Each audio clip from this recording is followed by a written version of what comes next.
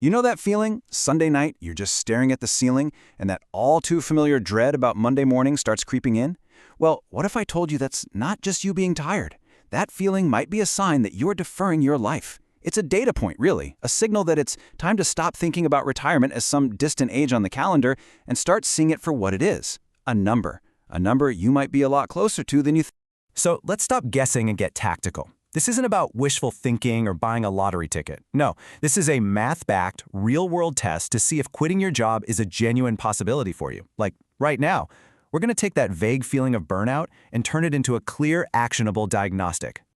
Okay, here's how we're going to do it. This is our 6-question diagnostic. First, we'll put your health up against your wealth. Then, we'll calculate your freedom number. That's a big one. After that, we'll figure out how to get to your locked money. And then we'll tackle the healthcare puzzle. And finally, we'll talk about the real cost of waiting and, maybe most importantly, what you're actually retiring to. Let's get started.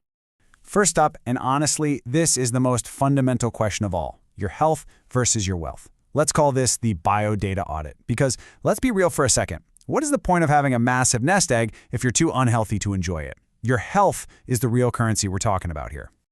So, I want you to do a quick personal symptom check with me. Be really honest with yourself. As I go through this list, just ask yourself, does this sound familiar? Is my job literally costing me my health? So are you dealing with that chronic muscle tension? You know, the boss knots in your shoulders that never seem to go away? Are you having trouble sleeping night after night? Is your blood pressure creeping up? Or are you just living with this constant low-grade anxiety? Maybe you find yourself forgetting to eat, or you're just living on takeout because there's zero time to cook. Look, these aren't just minor annoyances. They are flashing red lights on your personal dashboard telling you that your job is extracting a cost that no paycheck can truly cover. And that brings us to a really crucial point. This isn't about being weak or not being able to handle it. It's about being smart. Prioritizing your physical recovery right now could be the single best investment you ever make, way more valuable than grinding out one more year for a bit more salary and a lot more stress. Okay, so we've talked about the why. Now let's get into the how much. Question 2 is all about the math. We're going to calculate your freedom number, and we're going to use a really simple but incredibly powerful guideline to do it. It's called the Rule of 25. Now, this is a guideline that comes out of the financial independence movement, and the idea is beautifully simple. You need to have saved about 25 times your total annual expenses to consider yourself financially free.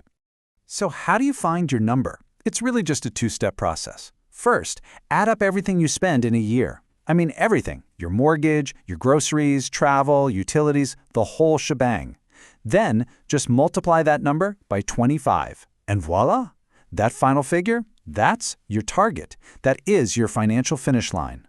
But a quick word of warning here. Don't just use your regular monthly bills for this calculation. A realistic number has to account for what some people call lumpy costs.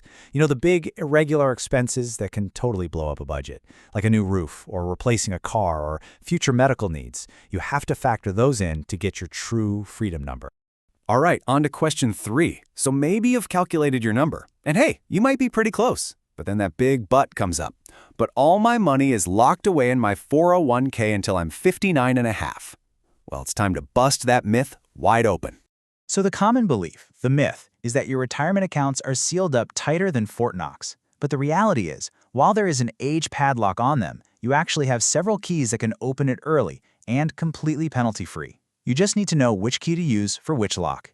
So key number 1 is called the Rule of 55, and it's very specific. If you leave your job, it doesn't matter if you quit, get laid off, whatever, in the same year you turn 55 or any year after that, you can start taking money from that specific company's 401k without that nasty 10% penalty. But wait, you say, I'm younger than 55. No problem, let's talk about key number 2, IRS Rule 72T, also known as a SEP. This rule lets you take a series of substantially equal periodic payments from your IRA at any age. Now, you do have to follow a strict IRS formula, but it is a super powerful way to basically create an early retirement paycheck for yourself. And finally, key number 3, which is probably the most flexible one of all, your Roth IRA contributions. The money you actually put into a Roth IRA, I'm not talking about the earnings, just your own contributions, can be taken out anytime for any reason with zero tax and zero penalties.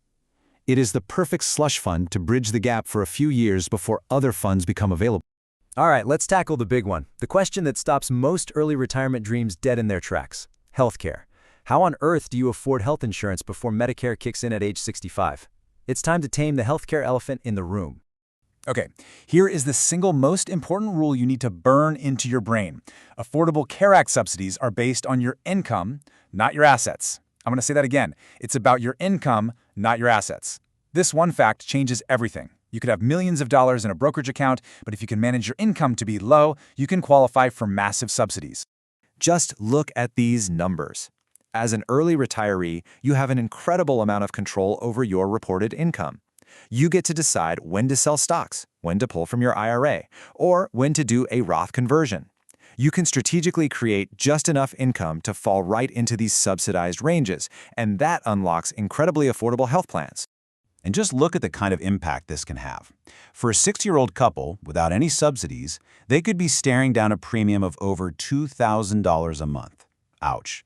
But by managing their income to qualify for those subsidies, that same premium can plummet to around $850. That is an absolute game changer. We've been deep in the technical weeds for a bit, so for question 5, let's pull back and get personal again.